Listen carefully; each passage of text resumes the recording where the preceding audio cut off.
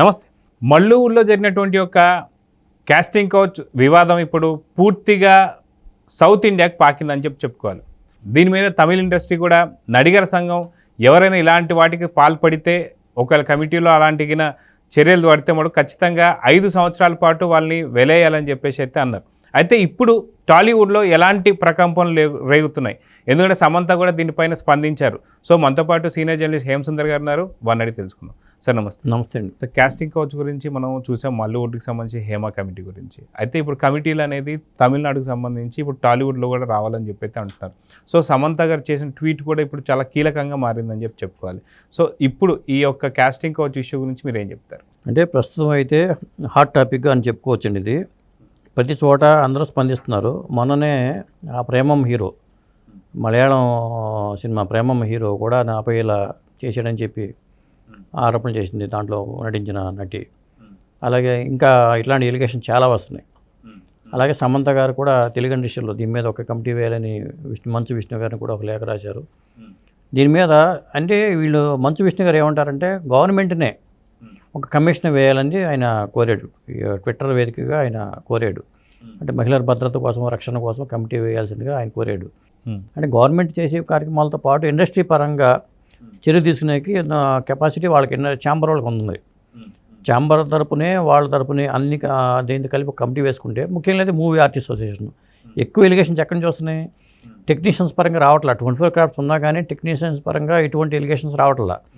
ఆర్టిస్టుల పరంగానే ఎలిగేషన్స్ వస్తున్నాయి. కాబట్టి మా అసోసియేషన్లోనే ఒక కమిటీ ఫామ్ చేసుకుని దీని మీద యాక్షన్ తీసుకోవడం అనేది అక్కడి నుంచి మొదలైతే బాగుంటుంది. ఇంకొకటి ఏంటంటే కొత్తగా నటించే వాళ్ళకే విషయంలోనే ఇలా జరుగుతుంది. పాత వాళ్ళ పరంగా అంత ఇబ్బందులు ఉంటుందా. కొత్తగా వచ్చేవాళ్ళు మా అసోసియేషన్ మెంబర్స్ కాదు కాబట్టి వాళ్ళకి మెంబర్షిప్ కూడా ఇవ్వరు. ఒక సినిమా చేయకుండా ఏం చేయకుండా వాళ్ళకి మెంబర్షిప్ కూడా ఇవ్వరు. అయినా సరే వీళ్ళకి దృష్టికి వచ్చినప్పుడు లేఖ రాసినప్పుడు మా అసోసియేషన్ తరఫున వీళ్ళు చర్య తీసుకోవడం అనేది జరగాలి, కంపల్సరీగా జరగాలి. అది ఒకవేళ మా మెంబర్స్కి జరిగిందనుకోండి, ఖచ్చితంగా అక్కడ కూడా చర్య తీసుకోవాలి కంపల్సరీగా.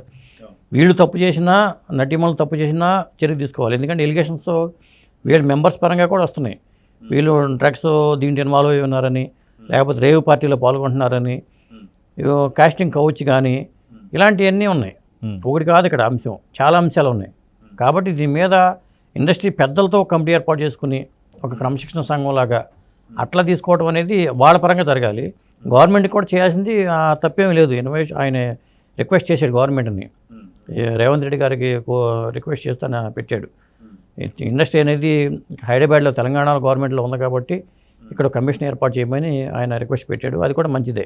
అయితే గతంలో మనం చూసుకుంటే ఒకప్పుడు భానుమతి గారు కావచ్చు, సావిత్రి గారు కావచ్చు, ఇలాంటి టైంలో ఎప్పుడు కూడా మనం చూస్తే తెలుగు హీరోయిన్లే ఎక్కువ ఉండేవారు. తెలుగు హీరోయిన్ల యొక్క డామినేషన్ కూడా మిగతా తమిళ్లో కావచ్చు, మిగతా భాషల్లో కూడా ఉండేది. కానీ ఎందుకు ఇప్పుడు తెలుగు హీరోయిన్లు తగ్గిపోయారు అంటే ఇప్పుడు ఇలాంటి ఇష్యూస్ ఎక్కువైనందుకే అని చెప్పేసి అనుకోవచ్చా? అంటే తెలుగు హీరోయిన్లు లేకపోవడం లేదు, అసలు ఉన్నారు వాళ్ళు. కానీ మన వాళ్ళు ప్రయారిటీస్ కూడా వీళ్ళకి ఇవ్వట్లా.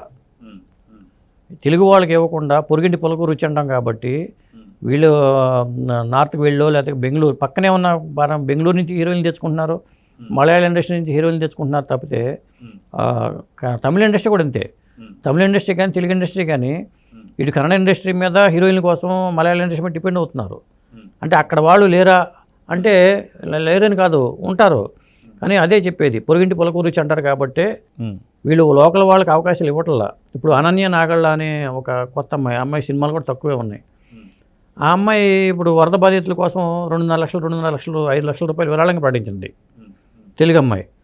సినిమాలు కూడా తక్కువ ఉన్నాయి. మరి ఇక్కడ కొంతమంది పెద్ద పెద్ద హీరోయిన్లు ఉంటారు, మన హీరోలే వరద బాధితులను ఆదుకోవాలంటున్నప్పుడు ఇలాంటప్పుడు వచ్చినప్పుడు ఇక్కడ ద్వారా డెవలప్ అయిన హీరోయిన్లు చాలామంది ఉన్నారు. వాళ్ళందరూ విరాళాలకు ఇవ్వట్లా, వరద బాధితులను ఆదుకోవడానికి విరాళాలు ఇవ్వట్లా. అది వేరే సబ్జెక్ట్ అయినా కానీ అవకాశాల పరంగానూ తెలుగు వాళ్ళకి అవకాశాలు రావట్లేదు. ఒకటి వచ్చినప్పుడు కూడా వీళ్ళు చెప్పినట్టుగా వినరు తెలుగు వాళ్ళు అనే భావంతో కూడా వీళ్ళకి అవకాశాలు ఇవ్వకపోవటం. తమిళ్లో కూడా వివక్ష అనేది ఉంది, వాళ్ళకి ఇవ్వకపోవడం జరుగుతుంది. కాబట్టి ఇక్కడ వేధింపులు అనేవి కూడా అరికట్టడానికి వాళ్ళు తెలుగు వాళ్ళకి అవకాశాలు ఇవ్వటం ఒకటి, వేధింపులు అరికట్టడానికి కమిటీలు వేయటం ఒకటి, ఇవన్నీ చేసుకోవాలి. ఛాంబరు పరంగా కానీ ఇట్లా నిర్ణయాలు తీసుకుని ఎంకరేజ్మెంట్ ఇవ్వాలి. అయితే మీరు అన్నట్టుగా నిజంగా మనకు తెలుగు సంబంధించినటువంటి హీరోయిన్ లేరా అంటే కాదు, ఖచ్చితంగా హీరోయిన్ చాలామంది ఉన్నా సరే అవకాశాలు మాత్రం ఇవ్వడం లేదు. ఎందుకని ముంబై మీద కావచ్చు, మీరు అన్నట్టుగా ఏదైతే బెంగళూరుకి సంబంధించినటువంటి ఒక కన్నడకు సంబంధించి చూసుకోవచ్చు, ఇలాంటి హీరోయిన్ల పైన ఆధారపడుతున్నారంటే ఏం చెప్తారు? ఇప్పుడు ఎలిగేషన్స్ ఎక్కువ నార్త్లో వస్తున్నాయి. కాస్టింగ్ కౌచ్ కానీ కమిట్మెంట్స్ అనేది ఎలిగేషన్ నార్త్లో ఎక్కువ వస్తున్నాయి. కాకపోతే ఎక్స్పోజింగ్ విషయంలో వాళ్ళు ఫ్రీగా ఉంటారు. నార్త్ వాళ్ళు కానీ లేకపోతే ఇతర పంజాబ్ నుంచి వస్తున్నారు. చాలా హీరోయిన్లు ఇక్కడ వాళ్ళే కాదు, చాలా చోట్ల నుంచి వస్తున్నారు. వాళ్ళకే అవకాశాలు ఎక్కువ ఇస్తున్నారు. వాళ్ళు ఇక్కడ మనకు తెలుగు సినిమాల పరంగా చూసుకుంటే ఒక విధంగా సమాజం మీద ఆ హీరోయిన్లు వాళ్ళ ఎక్స్పోజింగ్ ప్రభావం చాలా పడుతుంది. మరి అయినా లోకల్ టాలెంట్ ఉన్నప్పుడు లోకల్ టాలెంట్ని ఎంకరేజ్ చేయాల్సిన బాధ్యత ఉంటుంది. మరి కమిటీలు వేయాలి, వేధింపులకి అని కమిషన్ కోరిన మంచు విష్ణు గారు ఇక్కడ వాళ్ళని ఎంకరేజ్మెంట్ విషయంలో కూడా చర్యలు తీసుకోవాలి కదా. తెలుగు అమ్మాయిని ఎంకరేజ్ చేసే విషయంలో వెనకబడుతున్నారు తప్పితే తెలుగు వాళ్ళ అమ్మాయి చాలామంది ఉన్నారు. సీరియల్స్కి వచ్చేసరికి అమ్మాయిలు చేస్తున్నారుగా, సీరియల్స్కే పరిమితం అవుతున్నారు. తెలుగు టాలెంట్ కూడా చూసుకునేసరికి మళ్ళీ మీరు అన్నట్టే బెంగళూరు నుంచి లేదా తమిళ్కి సంబంధించినటువంటి ఒక వాసనలు ఎక్కువ వినిపిస్తూ వస్తున్నాయి. సీరియల్ కూడా పూర్తి స్థాయిలో చూసుకుంటే వచ్చేటువంటి హీరోయిన్లే, ఇక్కడ ఉన్నటువంటి ఒక మెయిల్ సంబంధించిన ఆర్టిస్టులు మాత్రం నిజంగా తెలుగుకు సంబంధించిన వాళ్ళు ఎక్కువ ఉన్నారనుకోవచ్చు. కానీ ఇప్పుడు సీరియల్ కూడా కొన్ని ఏదైతే ఛానల్స్ ఉన్నాయో ఆ ఛానల్స్ వచ్చే సీరియల్స్ కూడా పూర్తిగా పక్కన తమిళం లేదంటే మటుకు కన్నడ, ఈ రెండింటికి సంబంధించినటువంటి వాసనలు వినిపిస్తున్నాయి. కానీ కాకపోతే ఇప్పుడు దీనిపైన కూడా చర్యలు తీసుకోవాల్సిన అవసరం ఉందా అంటే ఏం చెప్తారు? ఇప్పుడు ఎలిగేషన్స్ పరంగా చూసుకుంటే సినిమా అనే అంటున్నారు, కానీ టీవీ ఫీల్డ్లో కూడా ఇలాంటి ఎలిగేషన్స్ ఉన్నాయండి. వాళ్ళు చెప్పరు, వీళ్ళు చెప్తున్నారు, అంతే తేడా. ఇక్కడ అంటే ఇక అవకాశాల పరంగా వీళ్ళు సెకండ్ గ్రేడ్ కింద చెప్పాల్సి వస్తుంది. టీవీ ఫీల్డ్ అనేది సెకండ్ గ్రేడ్ కింద చెప్పాల్సి వస్తుంది. ఇంకొకటి ఏంటంటే చాలా సీరియల్స్ డబ్బింగ్ అవుతున్నాయి, కన్నడ నుంచి తెలుగుకి, తమిళ నుంచి తెలుగుకి డబ్బింగ్ అవుతున్నాయి. అందువల్ల అక్కడ వాళ్ళు ఇక్కడ పరిచయం కావడానికి అదొక కారణం. ఇక్కడ వాళ్ళు కూడా చేస్తున్నారు. ఆ సినిమాల అవకాశాల పరంగా చూసుకుంటే క్యారెక్టర్ ఆర్టిస్టులు గాను లేకపోతే చెల్లెళ్ళు గాను వీళ్ళకి ప్రయారిటీ ఇస్తున్నారు. కానీ హీరోయిన్లుగా స్థానంకి వచ్చేసరికి మళ్ళీ మనకి నార్త్ వైపు లేకపోతే మలయాళ ఇండస్ట్రీ వైపు, కన్నడ ఇండస్ట్రీ వైపు చూస్తున్నారు. హీరోయిన్ పాత్రల వరకు కూడా అది తక్కువ ఉంది. ఇక వేధింపులు అంటారా, అవి కామన్గా ఎప్పుడు జరుగుతూనే ఉంటాయి. కాస్టింగ్ కౌచ్ విషయంలో ఎప్పుడూ ఉన్నాయి అవి. కాకపోతే ఈ మధ్యకాలంలో ఎక్కువ మనకి ఏంటంటే మీటూ ఉద్యమం వచ్చినప్పటి నుంచి కూడా చిన్మయి ఎవరైతే ఆరోపణ చేసిందో అక్కడి నుంచి ఈ మీటూ ఉద్యమం ఊపందుకోవటం నుంచి ఎలిగేషన్ స్టార్ట్ అయింది. అది చిలవల పల్లలుగా మారి ఇప్పుడు చివరికి చాలా వరకు బయటపడుతున్నారు. గతంలో చెప్పని వాళ్ళు కూడా చాలా వరకు బయటపడుతున్నారు. గతంలో శ్రీరెడ్డి విషయంలో మనం చూసాము. ఆ అమ్మాయి నాకు అవకాశాల పేరుతో అక్కడ తప్పు అటుపక్క వాళ్ళ నుంచి కూడా ఉంది. లేడీస్ పరంగా కూడా తప్పులు జరుగుతున్నాయి, కానీ అవి వాళ్ళే ప్రయారిటీ ఎక్కువ ఉంది. అక్కడ ఎలిగేషన్ వచ్చినప్పుడు బలైపోయేది వీళ్ళు మగవాళ్లే. మళ్ళీ పురుషాధిక్యత అనేది ఇండస్ట్రీలో ఉంది, రెండు రకాలుగానే ఉంది. సో మొత్తానికి ఇప్పుడు ఇండస్ట్రీలో ఉన్నటువంటి ఒక మీరు చెప్పినటువంటి సమస్యలు అన్నిటి వల్లనే స్టార్స్కి సంబంధించినటువంటి కిడ్స్ ఎవరు రావట్లేదా అంటే ఏమంటారు? ఫీమేల్గా బాలీవుడ్లో ఉన్నారుగా, బాలీవుడ్లో ఉన్నారు, కానీ తెలుగు ఇండస్ట్రీలో వచ్చేసరికి అప్పుడు లేరు. అప్పట్లో ఇప్పుడైతే వచ్చేస్తారు. రేపు పొద్దున మహేష్ బాబు గారు అమ్మాయి సితారా హీరోయిన్గా వచ్చే అవకాశాలు కనిపిస్తున్నాయి చూస్తుంటే. ఇప్పుడు అబ్జెక్షన్స్ ఎప్పుడు ఉండవు. గతంలో కృష్ణ గారి అమ్మాయి మంజుల గారిని హీరోయిన్ చేద్దామంటే చాలా అబ్జెక్షన్స్ వచ్చినాయి. బాలయ్య బాబు పక్కనే అమ్మాయికి ఛాన్స్ రాబోతుంది అనుకున్న టైంలో చాలా ఫ్యాన్స్ అభ్యంతరం తెలిపారు అప్పట్లో. ఇప్పుడైతే వీళ్ళ పిల్లలు కూడా అర్హతను వాళ్ళు పట్టకుండా నిహారిక సినిమాల్లో చేశారు. రేపు పొద్దున మహేష్ బాబు గారి అమ్మాయి వాళ్ళ అమ్మ కూడా హీరోయినే కాబట్టి గతంలో సితారా కూడా సినిమాలో నటించే అవకాశాలు ఎక్కువ ఉన్నాయి. కమల్ హాసన్ గారి అమ్మాయి శృతి హాసన్ వస్తుంది.